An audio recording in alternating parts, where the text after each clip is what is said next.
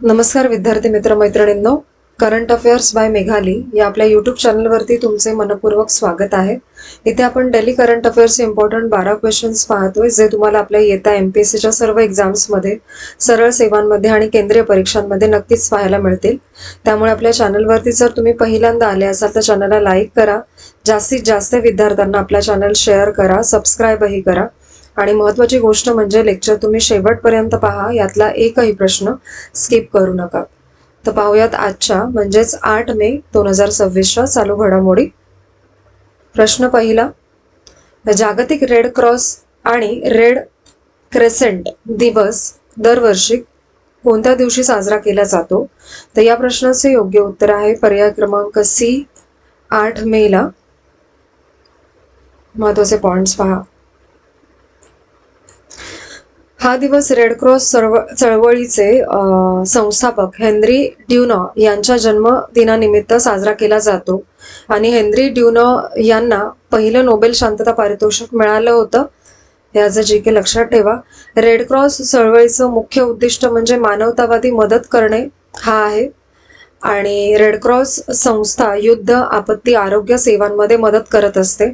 या व्यतिरिक्त 8 मे हा जागतिक थॅलेसेमिया दिवस म्हणूनही साजरा होत असतो जागतिक स्तरावरती. थॅलेसेमिया हा रक्ताशी संबंधित अनुवांशिक विकार आहे आणि थॅलेसेमिया आजारामध्ये शरीरात हिमोग्लोबिनची कमतरता निर्माण होत असते. ठीक आहे. पुढील प्रश्न दुसरा, अन्वी हिंगेने कोणता किताब जिंकून विश्वविक्रम केलाय? तर या प्रश्नाचे योग्य उत्तर आहे पर्याय क्रमांक सी, विमेन्स कॅन्डिडेट मास्टर. महत्वाचे पॉइंट्स पहा. अन्वी हिंगे ही महाराष्ट्रातील युवा बुद्धिबळपटू आहे. अन्वी ही पिंपरी चिंचवडची येथील रहिवासी आहे आणि अन्वीने वुमन्स कॅन्डिडेट्स मास्टर किताब मिळवलाय नुकताच. आणि WCM हा किताब आंतरराष्ट्रीय बुद्धिबळ महासंघाकडून दिला जातो आणि अन्वी हिंगे फिडे अंडर-9 गटात जागतिक क्रमवारीमध्ये पहिल्या स्थानावरती आहे, हे लक्षात ठेवा. आणि अन्वी हिंगेने 2025 western Asian youth chess championship मध्ये पदक यापूर्वी जिंकलेला आहे. पुढील प्रश्न तिसरा, 2026 मध्ये दीर्घकाळ कार्य करणारा फोटो कॅटलिस्ट कोणत्या विद्यापीठाने विकसित केलाय? तर या प्रश्नाचे योग्य उत्तर आहे पर्याय क्रमांक बी, केम्ब्रिज विद्यापीठाने. महत्वाचे पॉइंट्स पहा. 2026 मध्ये प्लास्टिक कचऱ्यापासून हायड्रोजन इंधन तयार करण्यासाठी संशोधन चर्चेत होते आणि प्लास्टिकचे हायड्रोजनमध्ये रूपांतर करण्याच्या प्रक्रियेला फोटो रिफॉर्मिंग म्हणतात आणि या प्रक्रियेमध्ये फोटो कॅटलिस्टचा वापर केला जातो मुख्यत्वे करून, हे लक्षात घ्या. आणि फोटो कॅटलिस्ट प्रकाशाच्या मदतीने रासायनिक अभिक्रिया वेगाने करतो आणि या प्रक्रियेमध्ये हायड्रोजन, सी गॅस आणि औद्योगिक रसायने तयार होतात. केम्ब्रिज विद्यापीठाने 260 तासांपेक्षा जास्त काळ चालणारा फोटो कॅटलिस्ट विकसित केलेला आहे, हे लक्षात घ्या. आणि हा प्रयोग या संबंधी असंही लक्षात घ्या. पुढील प्रश्न चौथा, भारताच्या महिला रिकर्व संघाने कोणत्या स्पर्धेच्या अंतिम फेरीमध्ये प्रवेश केलेला आहे असा प्रश्न आहे. तर याचे योग्य उत्तर आहे पर्याय क्रमांक ए, आर्चरी वर्ल्ड कप स्टेज 2 मध्ये. याचे महत्वाचे पॉइंट्स पहा. भारताच्या महिला रिकर्व संघाने आर्चरी वर्ल्ड कप स्टेज 2 च्या अंतिम फेरीमध्ये प्रवेश केलेला आहे आणि भारतीय महिला संघाने दक्षिण कोरियाचा 5-1 असा पराभव केला. भारतीय महिला रिकर्व संघामध्ये सध्या दीपिका कुमारी, अंकिता भकत आणि कुमकुम मोहोड यांचा समावेश होता आणि रिकर्व तिरंदाजी हा ऑलिम्पिकमध्ये समाविष्ट असलेला प्रकार आहे आणि दक्षिण कोरिया महिला तिरंदाजीत बलाढ्य देश मानला जातो आणि दक्षिण कोरियाने महिला तिरंदाजीत 10 ऑलिम्पिक सुवर्ण पदक आतापर्यंत जिंकलेली आहेत आणि भारताचा दक्षिण कोरिया विरुद्धचा हा 4था आंतरराष्ट्रीय विजय आहे, हे लक्षात घ्या. पुढील प्रश्न 5वा कॅम्ब्रिज डेडिकेटेड टीचर्स अवॉर्ड 2026 मध्ये दक्षिण आशिया विभागाचा किताब कोणाला मिळाला आहे? तर याचे योग्य उत्तर आहे पर्याय क्रमांक बी, सोमा मंडल यांना. महत्वाचे पॉइंट्स पहा. सोमा मंडल यांना केम्ब्रिज डेडिकेटेड टीचर्स अवॉर्ड 2026 मध्ये दक्षिण आशियाई विभागाचा किताब त्यांनी जिंकलाय. आणि सोमा मंडल या GD Goenka public school Delhi येथे कार्यरत आहेत सध्या. आणि केम्ब्रिज डेडिकेटेड टीचर्स अवॉर्ड हा पुरस्कार Cambridge university press and assessment कडून दिला जात असतो. आणि 2026 मध्ये या पुरस्कारासाठी 126 देशांतून नामांकन प्राप्त झालेली होती. आणि सोमा मंडल यांना हवामान केंद्रित अभ्यासक्रम विकसित केल्याबद्दल सन्मानित करण्यात आलेले आहे. विषय लक्षात घ्या, कोणत्या गोष्टीसाठी त्यांना हा अवॉर्ड मिळाला. ठीक आहे. पुढील प्रश्न 6वा. 2024 मध्ये भारतातील महानगरांमध्ये सर्वाधिक सायबर गुन्हे कोणत्या शहरात नोंदवले गेलेत? तर या प्रश्नाचे योग्य उत्तर आहे पर्याय क्रमांक डी, बेंगळुरू येथे.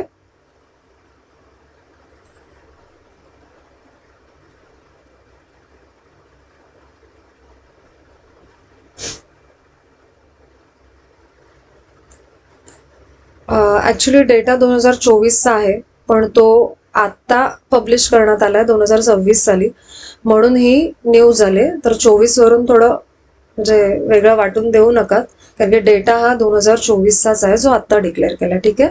महत्वाचे पॉइंट्स पहा. 2024 मध्ये बेंगळुरूमध्ये सर्वाधिक सायबर गुन्ह्यांची नोंद झालेली आहे. बेंगळुरूच्या सायबर गुन्हे दर हा 206.6 प्रति लाख लोकसंख्या इतका होता. आणि सायबर गुन्हा म्हणजे संगणक, नेटवर्क किंवा डिजिटल साधनांचा वापर करून केलेला गुन्हा होय. आणि भारतामध्ये 2024 मध्ये सायबर गुन्ह्यांची संख्या 1,01,928 वरती पोहोचलेली आहे. आणि 2024 मध्ये सायबर गुन्ह्यांमध्ये 17.9% वाढ झाली. आणि NCRB भारतातील गुन्हेगारी संबंधित आकडेवारी संकलित करत असते. संसा लक्षात घ्या. पुढील प्रश्न 7वा. ज्येष्ठ कवी आणि गीतकार माधव पवार यांचे निधन कोणत्या शहरात झालेले आहे असा प्रश्न. तर याचे योग्य उत्तर आहे पर्याय क्रमांक सी, सोलापूर येथे. महत्वाचे पॉइंट्स पहा. ज्येष्ठ कवी आणि गीतकार माधव रामचंद्र पवार यांचं मे 2026 मध्ये निधन झाले. माधव पवार हे सोलापूर येथील प्रसिद्ध साहित्यिक होते. आणि हे ज्येष्ठ कवी रा ना पवार यांचे पुत्र होते. आणि ते शुभ शकुनांचे पक्षी आणि गरुड भरारी हे त्यांचे प्रसिद्ध काव्यसंग्रह आहेत, हे लक्षात ठेवा. आणि महाराष्ट्र साहित्य परिषद पुणे यांच्यासह अनेक संस्थांनी त्यांना यापूर्वी सन्मानित केलेलं आहे. आणि त्यांनी डॉक्टर वैशंपायन स्मृती शासकीय वैद्यकीय महाविद्यालयामध्ये जवळजवळ 35 वर्ष त्यांची सेवा त्यांनी बजावलेली होती, हे देखील लक्षात ठेवा. पुढील प्रश्न 8वा. केंद्र सरकारने वंदे मातरमला कोणत्या गीता समान दर्जा देण्याचा प्रस्ताव मंजूर केला? याचे योग्य उत्तर आहे पर्याय क्रमांक बी, जनगणमन. महत्वाचे पॉइंट्स पहा. केंद्र सरकारने वंदे मातरमला जनगणमन सारखा समान दर्जा देण्याचा प्रस्ताव नुकताच मंजूर केलेला आहे. वंदे मातरम हे राष्ट्रीय गीत आहे, तर जनगणमन हे राष्ट्रगीत आहे, हे आपल्याला सगळ्यांनाच माहिती आहे. आणि वंदे मातरमला समान दर्जा देण्यासाठी 1971च्या कायद्यात दुरुस्ती प्रस्ताव करण्यात आले. आणि या कायद्यात राष्ट्रध्वज, संविधान आणि राष्ट्रगीताचा समावेश आहे. सर्वोच्च न्यायालयाने 2026 मध्ये वंदे मातरम संदर्भातील केंद्राचे परिपत्रक सल्लागार स्वरूपाचे असल्याचे म्हटलेले आहे. पुढील प्रश्न 9वा. भारताच्या सागरी क्षेत्रातील महिलांचा सहभाग 2020 पासून ते आतापर्यंत किती टक्क्याने वाढलाय असा प्रश्न. तर या प्रश्नाचे योग्य उत्तर आहे पर्याय क्रमांक बी, 340% इतका. महत्वाचे पॉइंट्स पहा. 2020 पासून भारताच्या सागरी क्षेत्रातील महिलांचा सहभाग जवळजवळ 340ने वाढला आणि सर्बानंद सोनोवाल हे बंदरे, जलवाहतूक आणि जलमार्ग मंत्री आहेत आणि यांनी हे डिक्लेअर केलं. आणि 10व्या इंडियन ओशियन डायलॉगचे आयोजन नवी दिल्ली येथे झाले आणि सागर मेन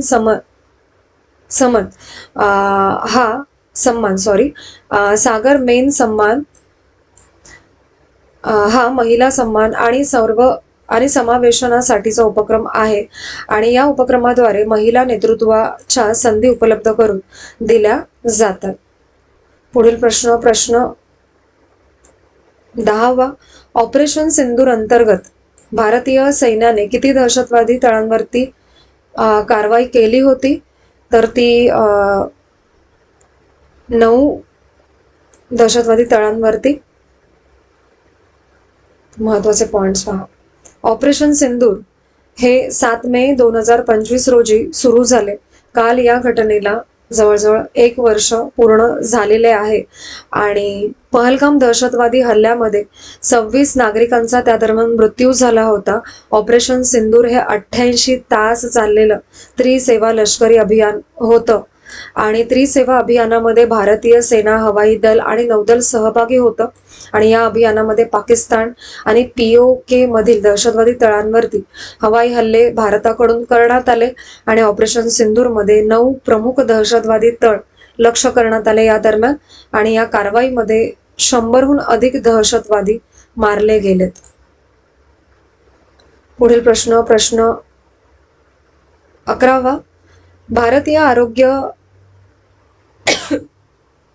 भारतीय आरोग्य क्षेत्रात जबाबदार AI वापर वाढवण्यासाठी कोणत्या संस्थांमध्ये सामंजस्य करार झालेला आहे नुकताच? तर या प्रश्नाचे योग्य उत्तर आहे पर्याय क्रमांक C, इंडिया AI आणि ICMR मध्ये. महत्वाचे पॉइंट्स पाहून घ्या. इंडिया AI आणि ICMR यांनी आरोग्य क्षेत्रामध्ये AI वापरासाठी MOU स्वाक्षरी केला आहे आणि ICMR म्हणजे Indian council of Indian research असा त्याचा फुल फॉर्म आहे. इंडिया AI ही भारतातील कृत्रिम बुद्धिमत्ता संबंधित महत्वाची पुढाकार योजना आहे आणि या भागीदारीचा उद्देश म्हणजे आरोग्य क्षेत्रामध्ये जबाबदार AI वापर वाढविणे आणि ICMR जैव वैद्यकीय संशोधन क्षेत्रातील भारतातील प्रमुख संस्था आहे आणि या करारामुळे वैद्यकीय संशोधनामध्ये आधुनिक तंत्रज्ञानाचा वापर वाढणार आहे आणि सार्वजनिक आरोग्य व्यवस्थेमध्ये AI आधारित उपाययोजना विकसित करण्यावरती भर दिला जाणार आहे. पुढील प्रश्न 12वा. 5वी ब्रिक्स SAI नेत्यांची शिखर परिषद कुठे आयोजित करण्यात आलेली आहे? तर या प्रश्नाचे योग्य उत्तर आहे पर्याय क्रमांक A, बेंगळुरू येथे. महत्वाचे पॉइंट्स पहा. 5वी BRICS SAI leader summit Bengaluru येथे सुरू झाली आणि SAI चा फुल फॉर्म आहे सुप्रीम ऑडिट इन्स्टिट्यूशन, लक्षात ठेवा.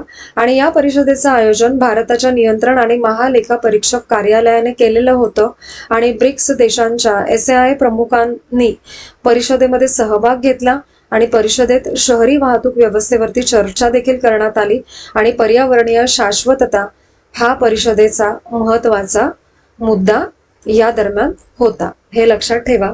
तर आजचे आपले 8 मे 2026 डेली करंट अफेअर्स पाहून झालेले आहेत. एकच विनंती आहे, लेक्चर शेवटपर्यंत पहा, कोणतेही प्रश्न स्किप करू नका आणि आजचे लेक्चर तुम्ही शेवटपर्यंत पाहिलेच असेल त्याबद्दल थँक्यू सो मच.